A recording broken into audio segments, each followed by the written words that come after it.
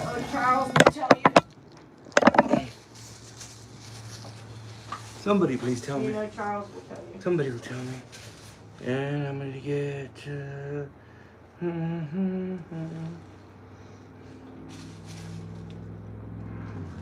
I can see myself. Started 13 seconds ago. Do I look straight, babe, until? Hold on, I gotta figure out how to get into this. Not a problem. I can just get ready.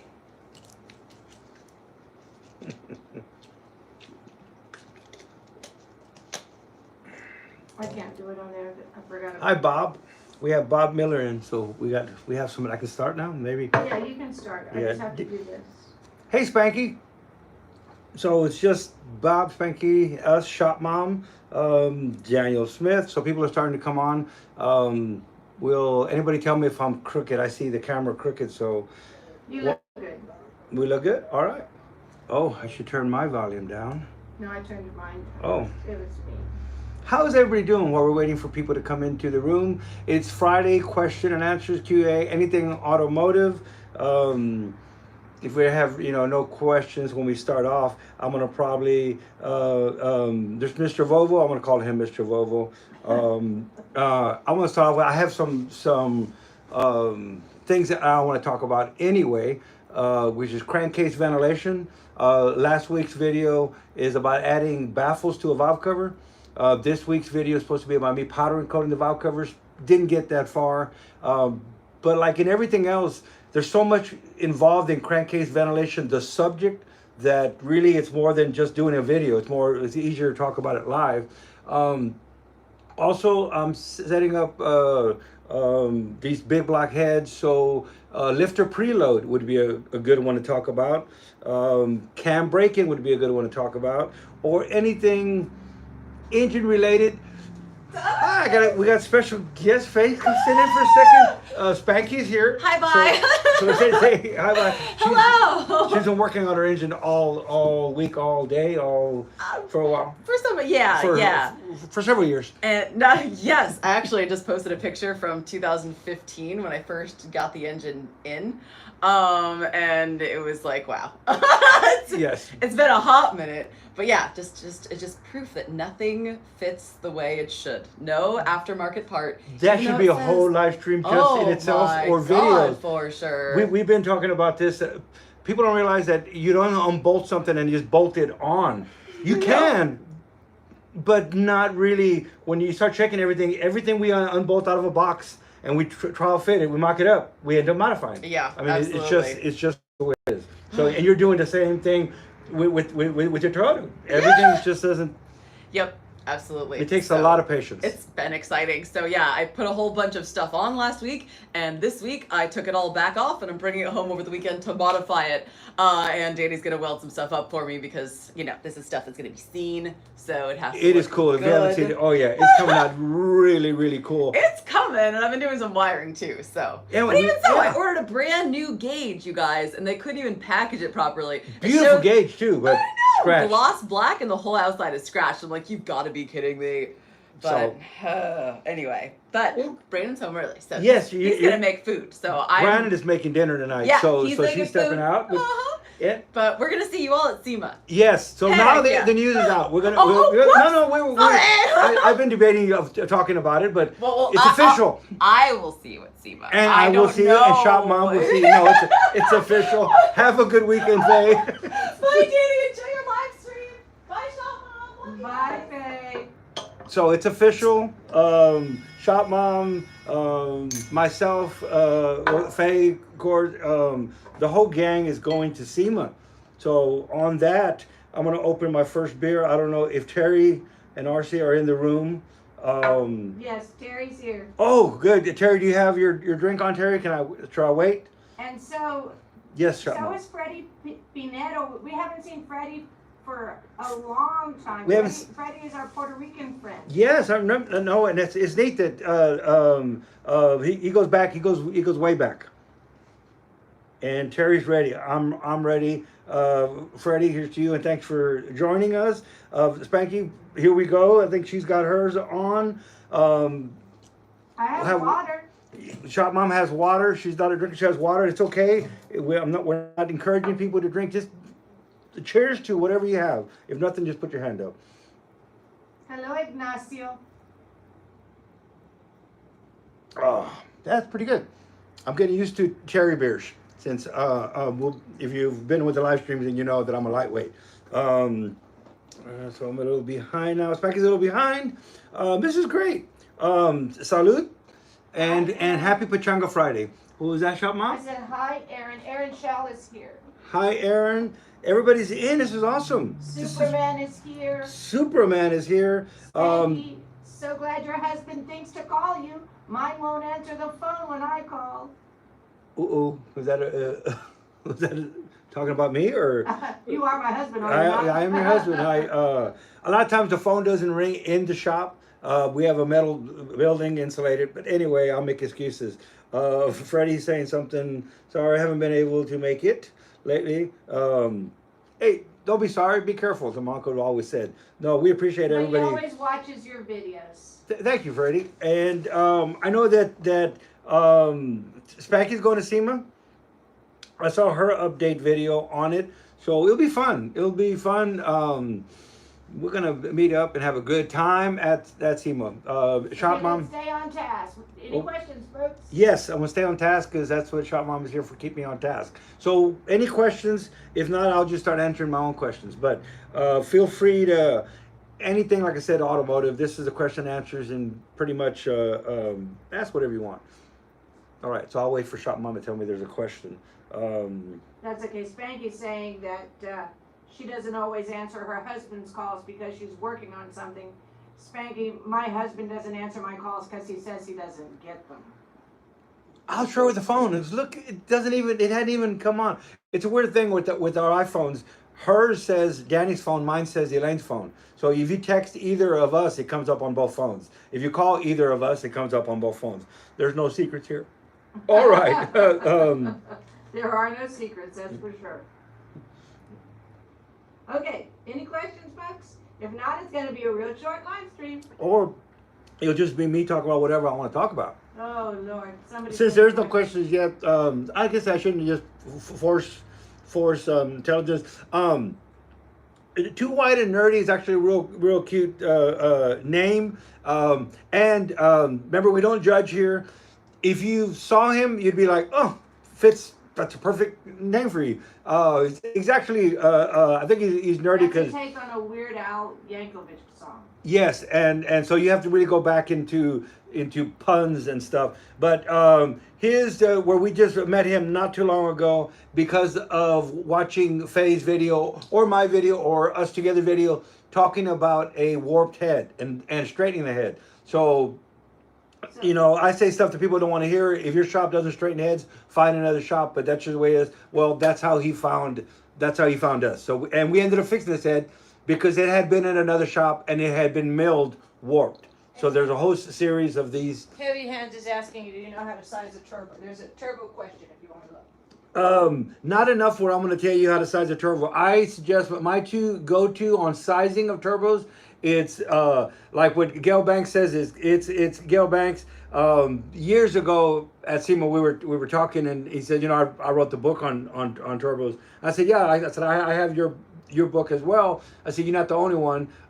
Corky Bell, you know, he wrote the book on turbos. And Corky Bell is here in the Texas Hill Country. You'd have to look up Corky Bell. And I said, no, he wrote the book on turbos as well. And so he said, well, I did too. They're friends as well. So we got into talking. It was kind of a neat, funny thing about who wrote the book on turbochargers. And my answer was, oh, I love your book. You just got a lot of pretty pictures. Corky's book on turbochargers, after about 4 pages, it gets really in depth with compressor size housings. It's really a hard read. So I said, but I love your book because it's got a lot of pretty pictures. Joking, teasing, it did get a laugh, and we're still friends. So anyway, we'll hope to see. I haven't found out if he's going to be at SEMA this year or not. He goes every other year, and I don't know. But so no, I wouldn't be the one to ask about the sizing of the turbo, and also all the stuff that's going on these days is totally different of what we grew up were, even in the early stages of turbocharging an automotive car engine. We would go grab turbos off of diesel and put them on cars and all kinds of stuff because there wasn't a lot of turbos. You have to actually source a turbo. Now there's plenty of turbos there. I'm more into a smaller turbo, spools up faster. I'd rather have 2 turbos than 1 big turbo. I'd rather have 4 turbos than 2 turbos. And the reason being, the smaller, the quicker response. Now things have changed. It's a different world now. Now we have ball bearing turbos. Now they're getting bigger and bigger, and still, like pretty much these days, a turbo lag is really not even a thing anymore, unless you're just really bad on sizing turbos. But it used to be something that you really, really had to watch out for. Too big of a turbo and you have turbo lag. It takes too long to spool up a turbo. So you can get beat off the hole. If you watch all of the street outlaw guys, you know why they're sitting there and the cars are shaking, there's flames flying out? It's because they're trying to get this humongous turbo to spool up and get 30, 40, 50 pounds of boost. So they have to come up on the converter and really load this thing and get that turbo spooling. Once the boost is up, they can stage, and they only have a certain amount of time before the tranny burns. So that's it. That's it. Because you think, well, I saw that guy on Street Outlaws has one this big. I can put whatever. It's a totally different animal. All they make too much boost and they blow it out the pipe until they need it. It's a different thing. There's no need for turbos anymore. We got compressed air. So what else? There's a bunch of stuff happening. Anything I'm missing, Shop Mom? Or Well, yes, Overbuilt Automotive wanted to know if it was your better half keeping track of the conversation.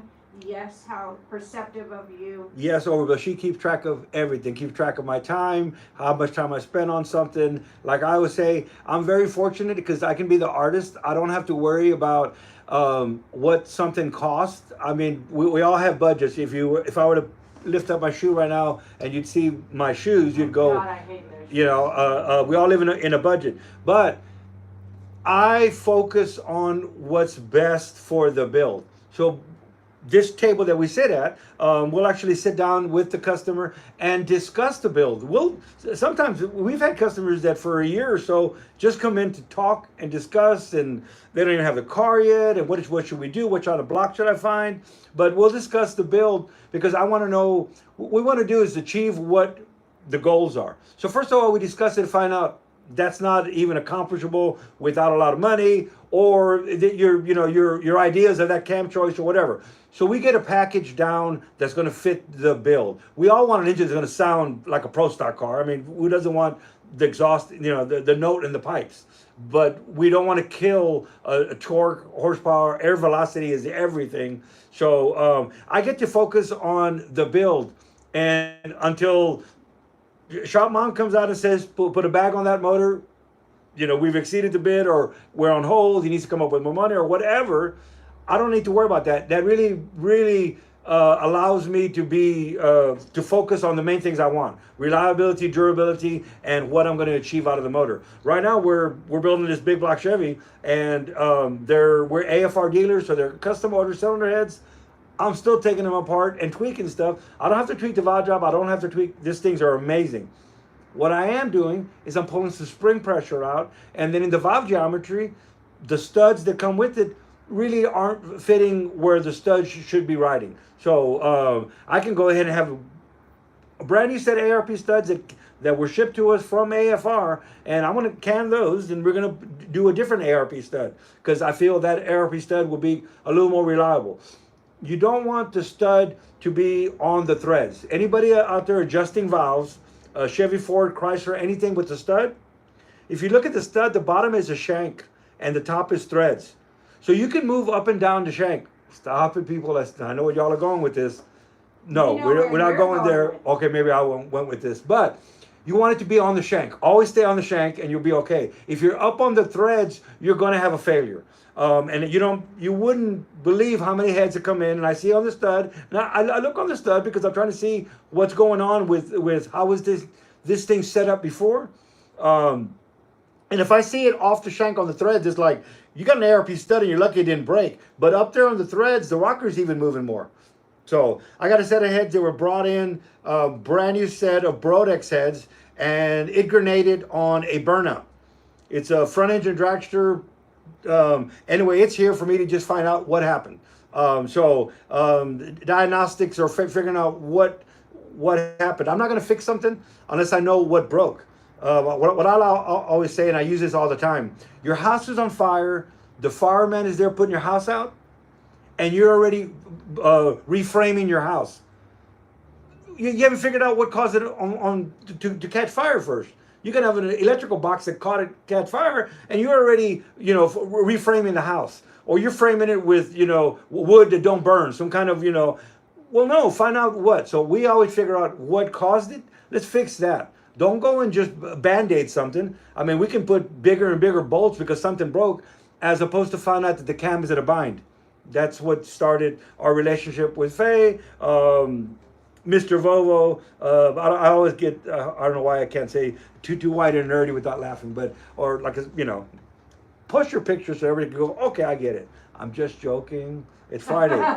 It's Friday. All right, sorry.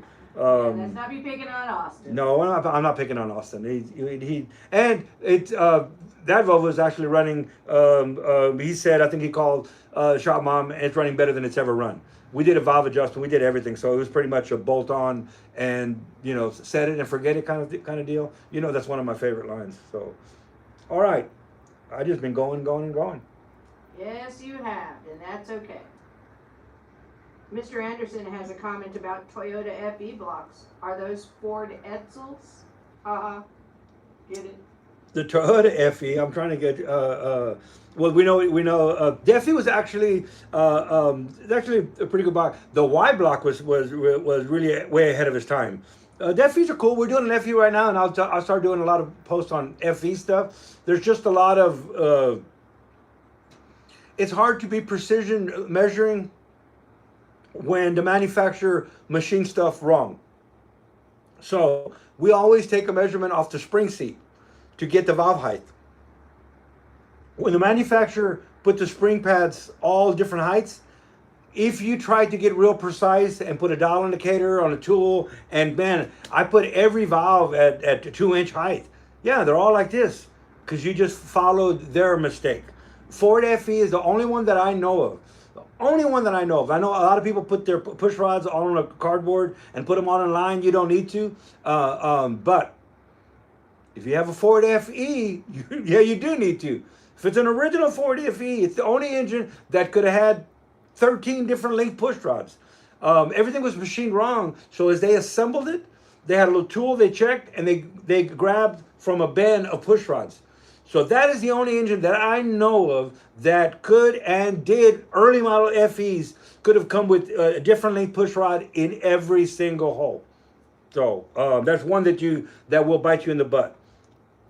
All right. Terry has a question for you. Yes, sir, Mr. Terry. What do you mean when you refer to a stroker motor? You mentioned one in a recent video.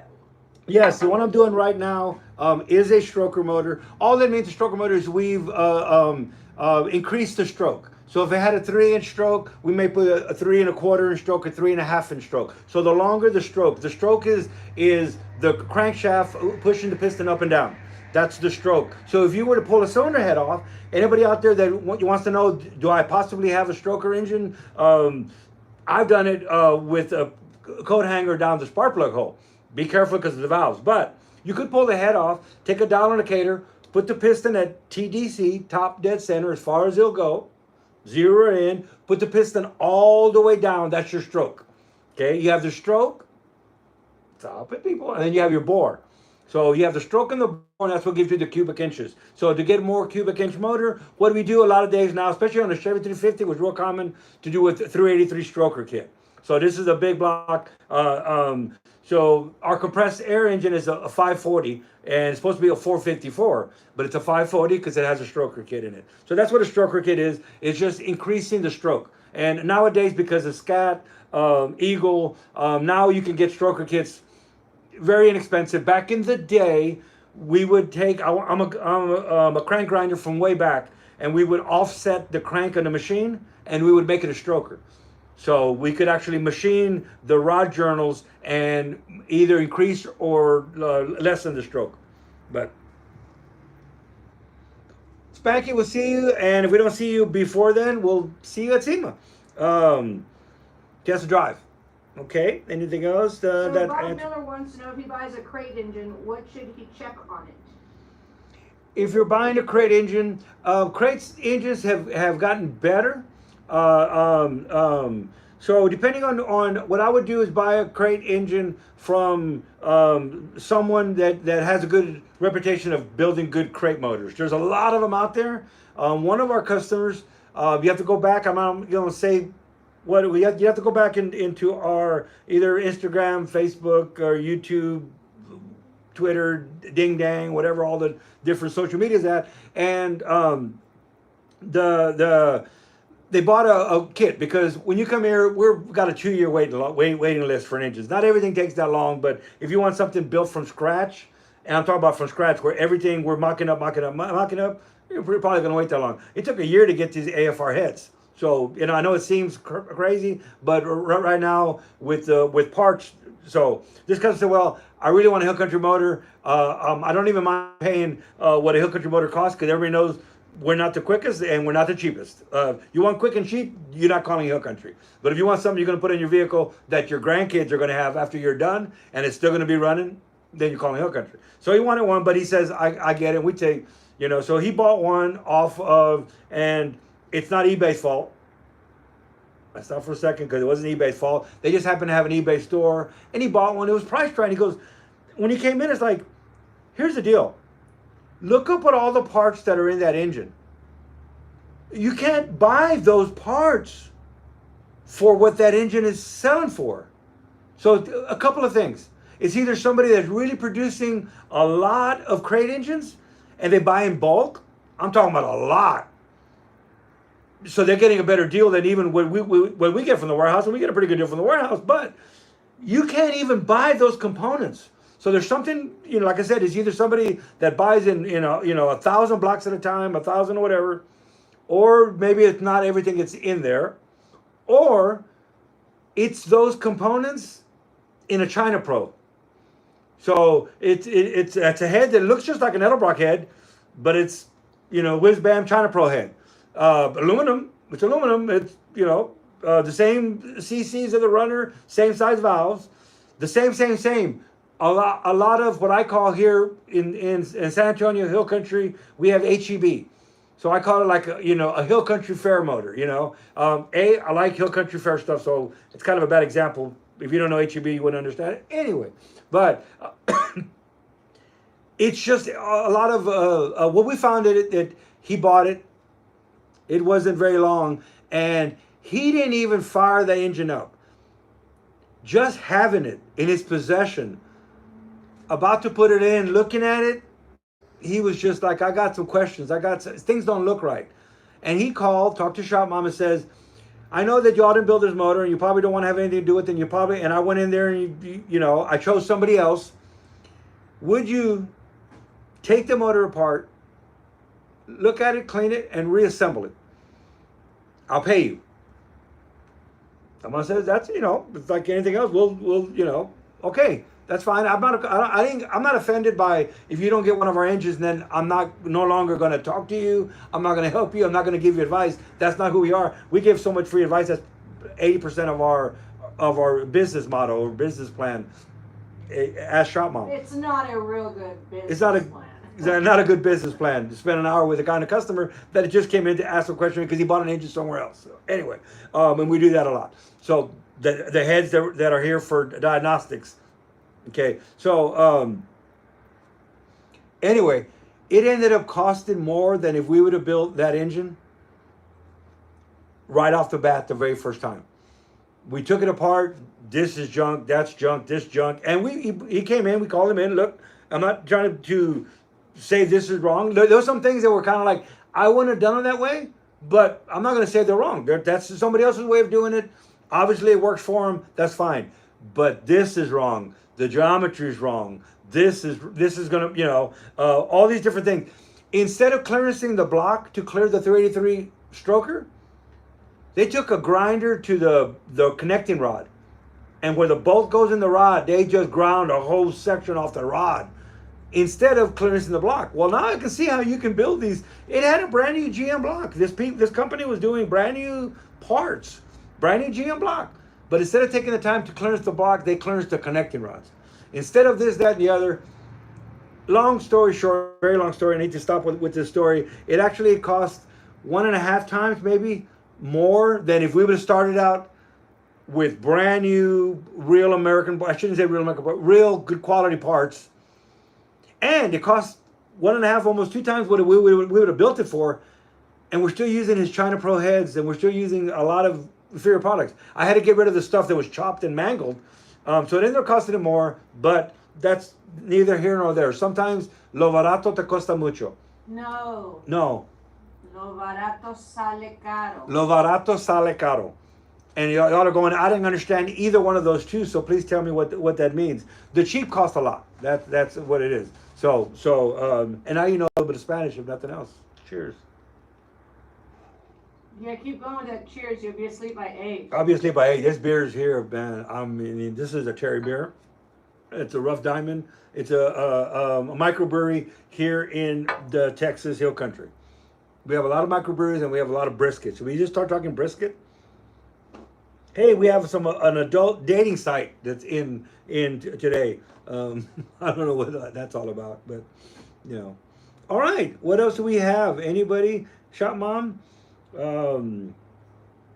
Overbuilt automotive, that happens. That's sometimes, and I'm sure you overbuilt automotive. You have, I'm sure, I'm not the only one in the world that people come in and go, well, Billy Bob is cheaper. Now I'm not picking on Billy or Bob. Let's get that out of the way. But and I mean I feel for him. I get that. But my advice is look up all the parts that are in that build. And can you buy those parts? And so in other words, something doesn't give. Something doesn't give. All that stuff. There's another crate engine company that another customer bought and brought it in. And in the specs, it says custom hardened ground roller cam. I've never in my life seen, I think it's still on the counter, the old cam. I've never seen a camshaft on a roller cam that within 30 days, or it was just out of warranty, so I don't know how long they have a warranty, but it was right out of warranty. 30 days maybe out of warranty, it just went to, it was done. It didn't flat, it wore the cam lobes on a roller cam. I've never seen a roller cam with the lobes worn out. The rollers actually wore grooves in the camshafts. I mean, I know LS's and Chryslers with that cylinder deactivation. That's another thing. If you're thinking about buying a car with a cylinder deactivation, don't do it. It's going to deactivate the cylinder, but it's for a different reason. So anyway, I don't want to get into cylinder deactivation. Bob Miller wants to know if this is the Halloween show, because these are scary stories. These are scary stories. You know who I was going to be for Halloween? Because we need to have another. Remember we had one last year. It was really good. We'll get Faye in here. I'll ask. And she's real busy with so many things. If you've seen her, she was at the racetrack. She was at Supras in Vegas. She's been everywhere, which is awesome. It is awesome. And it is getting time towards the end of the year. Maybe we can start sitting down for some more live streams. I know for a fact that the next month, I think 3 weeks, 4 weeks, are booked solid. And then we're gonna get back on putting back our hot vapor engine back in. The weather's getting nice, and some people have asked about the hot vapor engine. But yes, it is pretty scary on some of these things. There are some good crate engines out there, but there's a ton of, like I said, it's really easy. Just add up the parts, and how can you build it for that price? I mean, it makes no sense. If you add up all the parts to build a motor, it ain't cheap to build motors anymore. It never was cheap, but it's especially nowadays. It does cost. And I understand. I use this line all the time. When I go next door to the Mexican restaurant, I don't order rice, beans, guacamole, tortillas, enchiladas individually. I'd have a $40 plate. No, I order the lunch special. I order the dinner special. I might not like one thing in it, But the whole special comes with, they put hot sauce and chips on the table, and they do everything for that special price.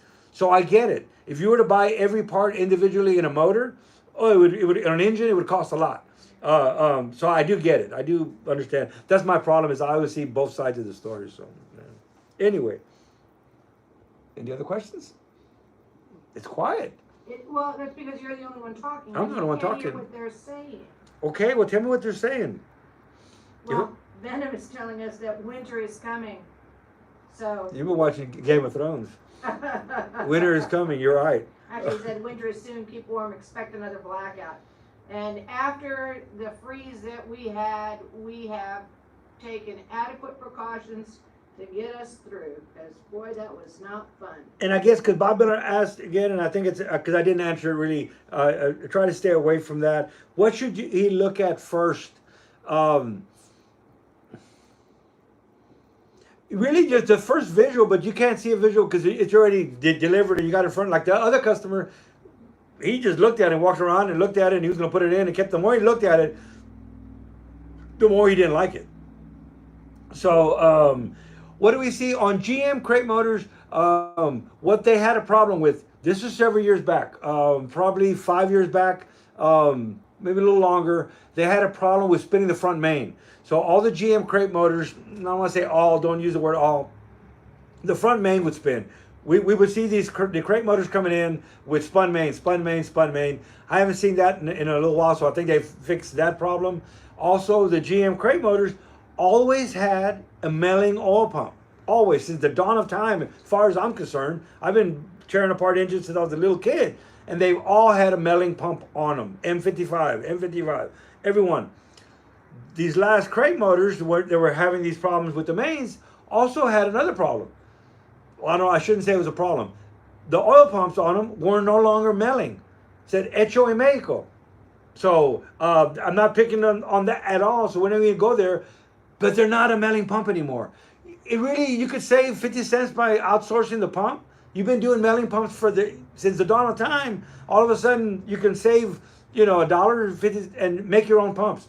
Well, they were crappy. If you were to fill the pump up, it would leak from the plate at the bottom. I took it apart because it's a brand new crate motor. We're going to take it apart and blueprint it. We're going to blueprint a brand new crate motor. Well, we have to line hone it because the mains are too loose.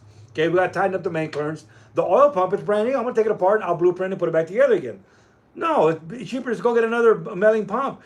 The roughness, when it was milled, was so rough that you put the plate on it and put solvent in it, and it would just leak out.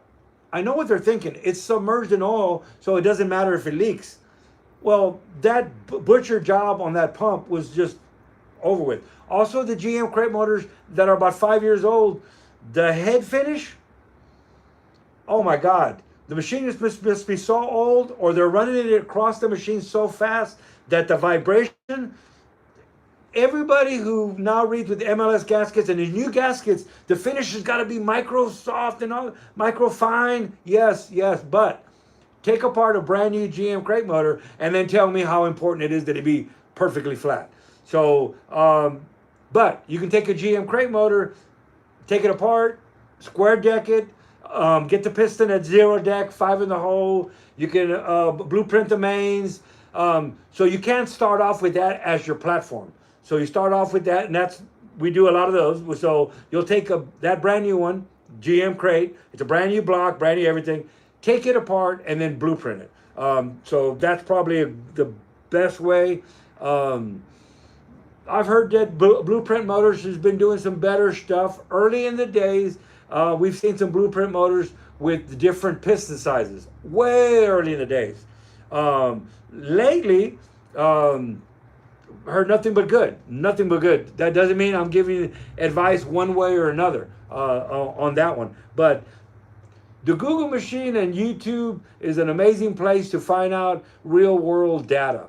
I mean, what's happening right now? What are people really thinking? So that's what I would probably go for there. But okay, Way Up yes. Dude has had a question for you for a couple of minutes here, and I didn't want to interrupt you, but I'm going to now. Okay. Is it true that whoever puts the most money into an engine or team wins most of the time? Can money buy you victory? Money can put you in the top 3. I will say that, because the top three in any class that you're doing, they didn't get there. I mean, talent and all the thing, but it costs money to bring in people with talent. So top three, depending on what class you're running. If you're running real high end stuff, top five, top whatever. But if you're running in local tracks and you go to the track and watch the guy at the circle track or the guy at the drag strip or the guy in the still nice stuff, money, you didn't get it to the top three by just being the most badass engine builder. Takes a lot of money, especially the more rules that you add to a class, the more money it costs to build an engine for that class. So, money. It's just difficult to be. What I tell everybody that's getting into any kind of motorsports, look, you're just getting into it. Don't think, and if you do, then you're in la la land, and we don't want to think in la la land. That you're going to show up and you're going to win a race. You're going to show up and you're going to be in the top three. So, depending on how much money they have and how many people run that class. Let's say there's 40 cars that run that class, 30 cars that class, whatever, and you're on a budget. I say, let's shoot for the top 10 or shoot for the top 5. And this is why. Let's stick with the top 5. You're like, why would he? Let me tell you, if you can go into a class that these guys are running with all this money and you can even place in the top 5, you're doing something very, very well. They got tons of money and it ain't going to be cheap for you to get into the top 5. But if you can consistently finish in the top 5 in points, top 5, never go past that. When it comes time to the end of the year, you're going to be in the points run. You're going to be in there in the top 3 or 4 in the points run. Here's what happens. I'm going to talk about circle track stuff. There's guys out there that have more money. They got 2 spare engines in their trailer. They got a couple of spare cars hanging. So if they hit the wall, but the next weekend they come out with another brand new car. That's what I'm talking about, money. So they're not going to miss a single race because of the points. They'll hit a wall. A guy that's the shoestring, he may even have some sponsors. Who's going to get another chassis? It takes you a while just to fix that chassis on a chassis jig. This guy just pulls another chassis off the frame. He's got another one ready to go. You know, a lot of guys have, like I said, you got spare engines. They just, engine has got a little missing and put another engine in. You don't have that choice. You got a little missing and pull it apart and find out what's going wrong. So it's difficult to compete against those guys. But if you can consistently finish in the top 5, when it gets down there to the end, you got a chance. Here's what happens. And I've seen this all the time. These top 3 guys in the circle track, they got all the money in the world. They got extra engines. They got spare cars. They got sponsors. They got everything. So if it comes down to a couple of laps and they're going to cut somebody in, butt them, go for a while, guess what? There's a chance they may get by and a chance they may hit the wall. So these guys that are really going for the points are going to get really aggressive and they're going to take each other out. A lot of times they'll take each other out and the guy that's in 5th was clear from all of the damage and went right by there. So if you can stay 5th every time, you'd be amazed at how many times you'll finish 2nd, 3rd. I've seen a guy finish 1st, and his car was never in the realm of running with the guys up in the 1st, 2nd, or 3rd.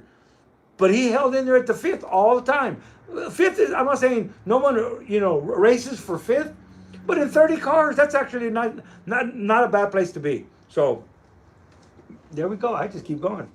That's a good beer. I'm so glad you're enjoying it. Well, all right. What am I missing? I'm missing. Oh my gosh! I didn't even scroll up. Well, one wants to know, says, is it true you tell people that you used to spend all day looking for parts, but in reality, it is your patient wife, Elaine, doing all that work? It is very true. It is very true. When I did the eBay commercial, I didn't want to. I asked first of all, what is it involved? I'm not an actor, and they probably know that now. They clearly know that now. But it was no. They were looking for real people. They were looking for somebody real. They're looking. So anyway, I said, well, you don't get more real than me. That's whatever. But. So yes, I guess if there's anything not real in that, and those were actually my lines, the lines that they had for me to say, and I told them I'm not going to say something that it's not something that I would say that that anybody in the automotive world would go, who says that? So that was actually my line because they had other lines. And I said, look, back in the day, I used to spend all day looking for parts. Now I use my phone, which is true. Everybody uses the phone for everything now. Who uses a desktop anymore? I mean, that was, and that's what they, after filming their line for a while, they're like, we really like that line that you said earlier. Can you do you see that line that you had? And then it's like, what did I say? So it's like, well, that's the line you just, I said, can you repeat it back to me? So anyway, we won't go there. But yes, Shop Mom is the one that does all of the acquiring of parts. We spent, just before going live, the last part of this afternoon looking for the correct push rods that we're going to change on this big block Chevy and the correct studs. We're just working on the valve geometry. So Shop Mom does 90% of the work and I get all the glory. So, all right. Hi, Sammy. Sammy Halam is here. Oh, hi, Sammy. I'm trying to find him. What is, you eat at Jerry Garcia's LSD? Oh, how funny. Overbuilt Automotive said that's why he is here. He can tell you're real, not some alien human hybrid. Little does he know. Yes. But, and then Jew White and Nerdy says, don't worry, the hot vapor engine will keep us all warm. That is going to be what transitions us into net zero, or we all know, and I don't want to, well, no, we are going to get into this because I've had some beer and I don't really give a, no, whatever we're going to talk about. But everything's electric is the way to go. It's from A to B and maybe one, yes. But right now, we don't have infrastructure, we don't have the grid, we don't have batteries, and so we're really way advancing, and then all of a sudden we're finding out that we're lacking. So we're lacking in these parts, and we go back to an internal combustion engine because it's a proven, if it ain't fixed, if it ain't broken, don't fix it, kind of thing. So the hot vapor engine is a step in the right direction. It's a way that we can have full emissions with an internal combustion engine. So it passed full emissions. There it is right there. That's one of the hot vapor engines. Passed full emissions with no catalytic converter. In the 80s, it was a little bit different. I'm not saying that this would pass full emissions in California these days, no. But what if we took this hot vapor engine that Smokey Unique built, and this doesn't have a roller cam in it. Yeah, it don't have roller lifters. It don't have, so what if we took Smokey's hot vapor engine from the 80s and we built it today in 2020. What if we put a roller cam in it? What if we put roller bearings in it? What if we put electronic ignition in it? What if we put a computer to control it? One of the things, it passed full emissions at Southwest Research in San Antonio, Texas. If you look up any of the stuff that I've been doing with Lake Speed Jr. or look up any of anybody in the automotive world, manufacturers, that's where you take something to get certified and tested. So all oil testing that Southwest Research has been doing oil testing since for the military back in the day. That's how they got started back in the day. So they're doing stuff for NASA, doing space travel, they're doing all kinds of stuff. So these passed. I have all the papers. I can show them to you. Maybe if somebody cares, we can do a live stream and I'll actually show you the actual papers, not copies, not duplicates, actual papers of the passing of the EPA testing. Okay, but one of the things, and I understand it, we didn't have Smokey Unique in our passenger seat. So in one of the tests, and they have to do this road course 6 times, in one of the tests early on, when there was a spot that the hydrocarbons went way up, everybody would assume, what do you think? Is the hydrocarbons or the raw gas in the pipe, make it simpler, they're under acceleration or deceleration? I'm going to wait till I get an answer. One. Ricky Bobby, yes. You're way behind on your chat, Ricky Bobby. Oh my God, I'm way behind. Yes, you are. David Bizarre says one does not need roller cams if they're made out of good metal and are not too big for lack of a better term. I agree for the most part. That's from Overbuilt. Well, Overbuilt, there's no place for a flat tappet cam anymore. Ever, no place at all. If you're doing a restoration, and we're doing a restoration like, then yes, That would be about the only time that I think back in the Model A days. You know, think back in the primitive early Mercedes. I mean, talk about the first conception of an internal combustion engine. Now we are in 2020 now. 2022. 2022. I don't even know where we are or what time it is. But why would we put a flat tappet cam? That's about the most primitive. The oils back then, the bearings were leather. They would actually, a belt, leather, real leather, were bearings. They would cut, they would soak them in oil, and that was a bearing. Low RPM. The cam was actually a piece of metal on a lobe that pushed a push rod up. Oil was in a hole they dug in the ground. Fast forward to today, and we have synthetic oils. Why would we do? There's no place for petroleum oil anymore. It doesn't even make sense to even make petroleum oil anymore. If you care about our environment, why do we want to change oil every 3,000 miles? That's another conspiracy. Why am I going to get into that? Oils now, I use Amsoil on my wife's flagship Acura, the biggest Acura, the biggest, most expensive Acura that you can get. Well, not the most expensive Acura, you can get expensive Acura I could get. And we put 25,000 mile oil in it. Amsoil, 25,000 mile oil. I don't change the oil till every 25,000 miles. And I don't want to hear it that, I'm hurting the motor. No, I'm not. No, it's synthetic oil. I'm not putting a petroleum oil. Now, one of the things that you want to mention to people when you talk about the Signature Series 25,000 mile oil is, yes, the oil may be good for 25,000 miles, but if you don't have a matching filter, you're going to have to address that because the filter is only good for so long. So be careful when you encourage people to use a 25,000 mile oil. Shop Mom is exactly right. And Sammy, Peace in the 7 Degrees, didn't see you until just right now, but I think he's leaving. So Peace in the 7 Degrees, Sammy.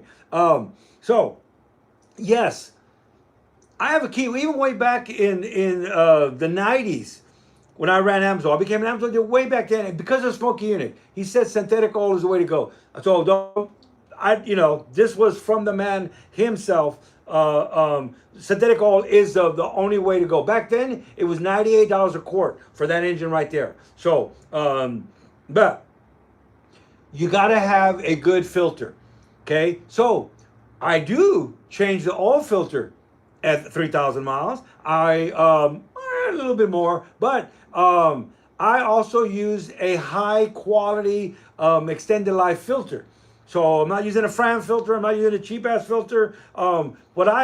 In my Chevy Blazer, which I got over 100,000 miles on the same oil in the block.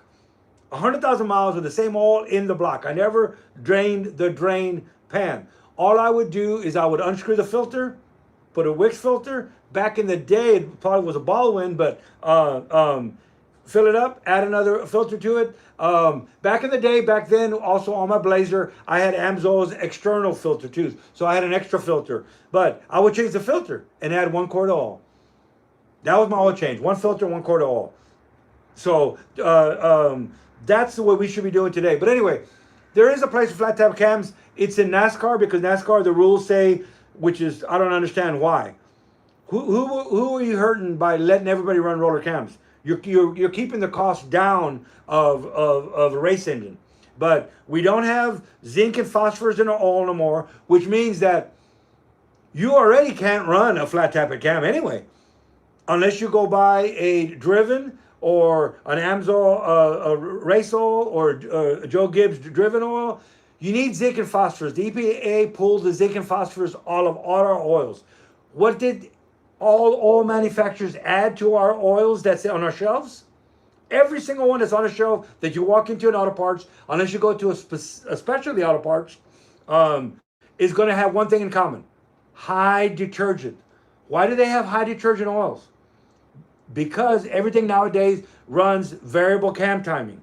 Variable cam timing. They got Hondas have the rockers that come in and out. So now we're using oil as hydraulic fluid to control things as opposed to just oil to lubricate and to cool. Now we have a third use: lubrication, cooling, and hydraulics. So we're using oil to hydraulic to control the VVT, to control the rocker arms, to control different things. So they're putting a lot of high detergent in these oils. That's the worst thing you could do to put on an old hot rod. Anybody out there have an old Camaro, old Mustang, an old Dodge, a Cuda, anything? The worst thing you could do is put an oil change from AutoZone, Pep Boys, for any of the auto parts chains, because they're high detergent. Look at the bottle, high detergent. How do you get dirt and grease off your clothes? With detergent. So thinking that you're going to add a bottle of zinc into your oil, it's in your filter. Your high detergent oil just took that and put it in your filter. So why do you want to spend all this extra money in a specialty oil, a Driven, an Amsoil, a Valvoline VR, but it's the race oil, high detergent, high zinc, $9 to $10 a quart, because a flat tappet cam needs zinc and phosphorus. Go to a roller cam, be done. It's a lot cheaper. In 2 years of oil changes, you bought a roller cam. So that's my thing about roller cam. I'm old school as well, but there's no place for a flat tappet cam unless the rule books say you're going to make me put a flat tappet cam in there. I'll be damned if I'm going to, unless it's a restoration. Infamy wants to know if you've ever considered performance building a Japanese or German car. Considered?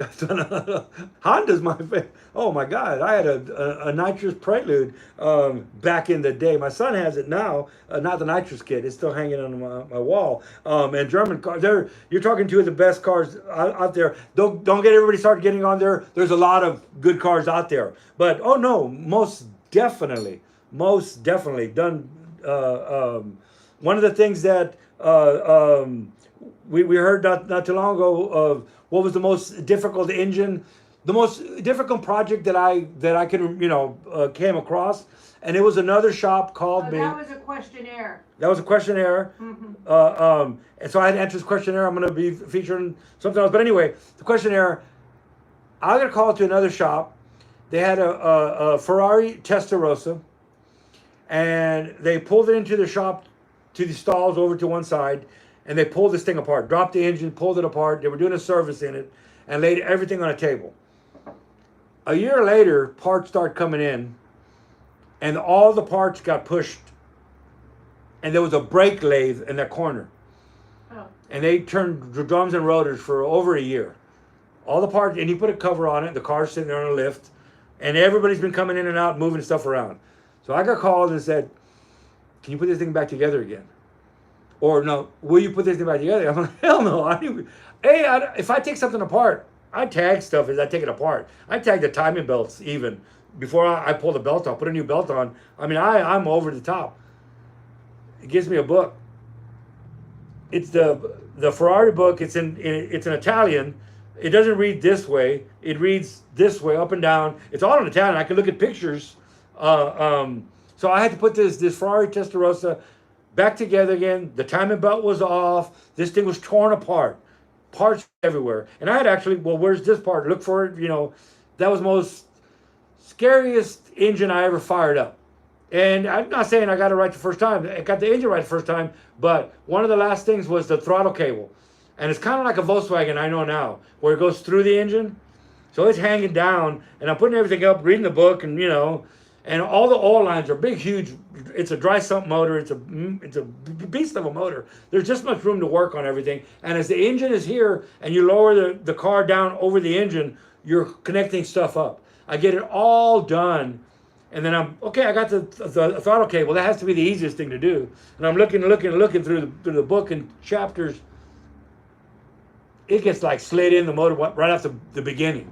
You slide the throttle cable through and then you bolt everything on. So I did have to lift it back up and do that again. But when I hit that key, boy, I was shaking. I was a nervous dude. It's an expensive car. Hit that key and have it fire up and idle. I was like, whew. But that was the most stressful. But anyway, I love German cars. I love Japanese cars. I love American cars. I love all cars. Equal opportunity enthusiast. I am equal opportunity.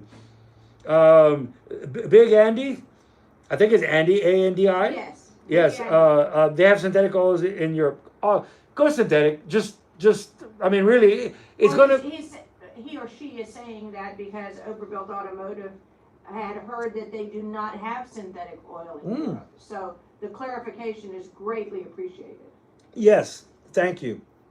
And it'd be hard to think about those Porsches and Mercedes running without synthetic oil anywhere. And then what do we have? Great on Swedish cars too. I fell in love with Volvos years ago. Our friend, a family friend for 3 years, she's still a friend, Liz, had a Volvo wagon, and they're not the most proactive maintenance people I know.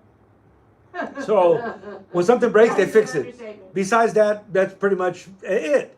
And they live past us in the Texas Hill Country, and it's probably a quarter mile, half mile off the highway on a dirt caliche road every day. So twice a day off the highway, then driving from the Texas Hill Country all the way to San Antonio and back.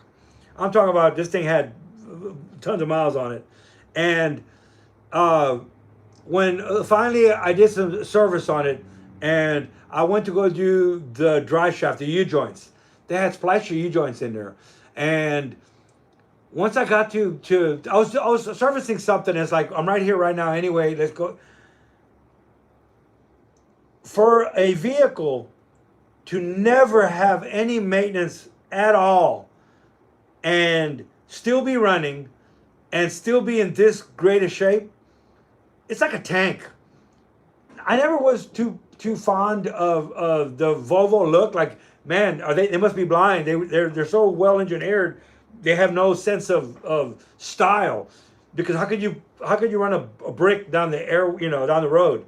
After that, yes, I have owned a Volvo. It was a Volvo wagon, another Volvo wagon. We've owned Volvo, Swedish, of the Saab.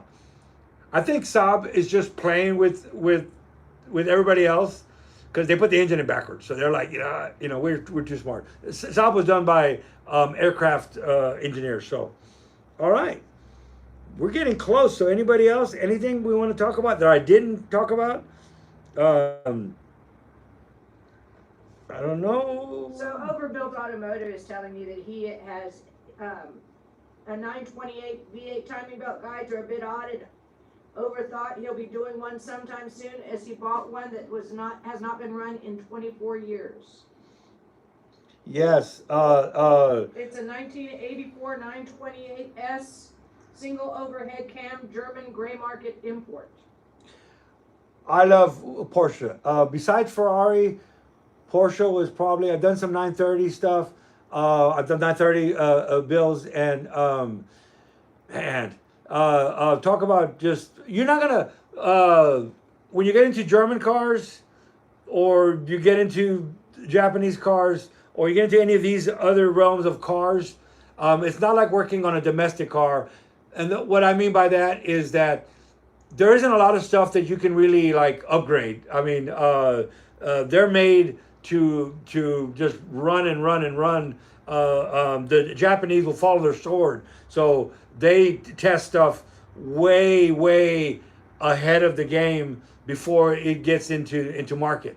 So a lot of stuff, you pretty much end up being the one that devalues, or it's always a user error. Somebody came in the other day, one of our new customers, the same thing, aluminum cylinder head, warp stuff, and works on Hondas. And I said, yep. I said, whatever he does, I said, there's two things that take a Honda out, and that's basically it. Well, three things. And I corrected myself, and I corrected myself again. You can put water in the oil crankcase. Well, that's it. So that's the third. So the first thing, it ran out of gas. If it's on the side of the road, give the guy a hand, give him a hand, pull over, he needs a ride to the gas station, because they ran out of gas. That's the first thing. The next thing, it broke a timing belt. I might just wave, because you knew the timing belt. You should know. Okay, but a timing belt. Okay, at 90,000 miles, you're gonna have to do a timing belt. But that's not just Honda. Anything with the timing belt has that. and I see that people don't do the timing belts on time, and they break a belt. Number 2, why Honda's going to be on the side of the road. Number 3, the mechanic that worked on it before you did something that caused it to be on the side of the road. I've seen this a lot of times.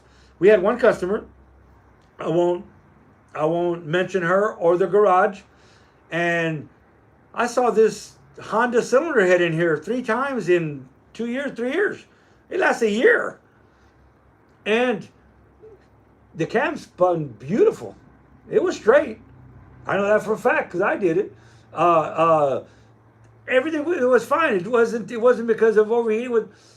This guy was cranking down like it was nobody's business on the timing belt. I mean, he was just bing. The timing belt was just so he was prematurely stretching the timing belt and breaking belts. They wouldn't last a year. So okay. So we're about to wrap up because we are at 59 minutes.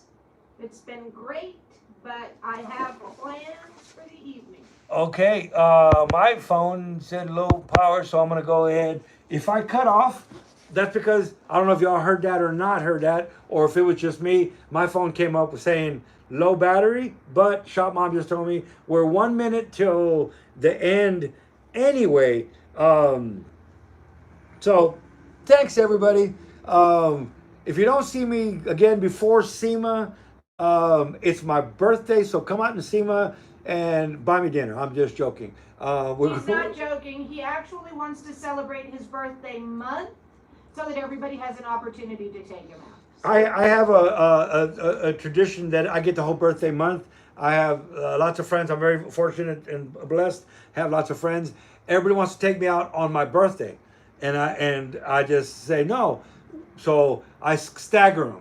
You can take me out this day. You can take me out that day. So I try to go. When we were in San Antonio, I think 1 month we actually hit 30 days of going out to eat with a different person every time. So now we're going to SEMA. My friend Roland is going. I hear my parents are going. Anybody wants to meet my mom, who's the brains behind all of this and what I do. Shop Mom's the brains behind all of this and what I do. But she almost I did not give birth to you. No She did matter not give. what people think. She did not give birth to me. And in San Antonio, one of the oldest auto parts still going today. So there we go. Superman says Solis cumpleaños. Solis cumpleaños. I like that. I like that. Okay, I like that. Folks.